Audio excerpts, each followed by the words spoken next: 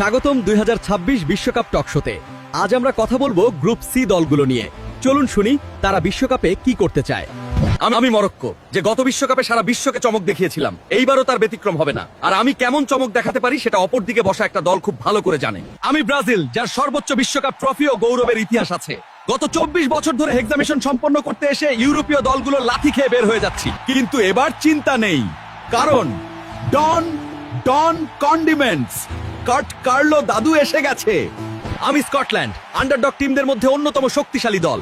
এইবার বিশ্বকাপে ভিন্ন কিছু করে দেখাবো, আর আমাকে দুর্বল ভাবলে গ্রুপের 2 বড় টিমকে খেলে দেব। আমি হাইতি, জানি আমাকে কেউ পাত্তা দেয় না, কিন্তু আমি ভিন্ন কিছু করতে এসেছি। এইবার বিশ্ব দেখবে হাইতি কি করতে পারে। আজকের টক শো এখানেই শেষ। পরবর্তীতে কোন গ্রুপকে নিয়ে ভিডিও চান কমেন্টে বলুন, এবং আপনার ফুটবল পাগলা বন্ধুদের ভিডিওটি শেয়ার করুন।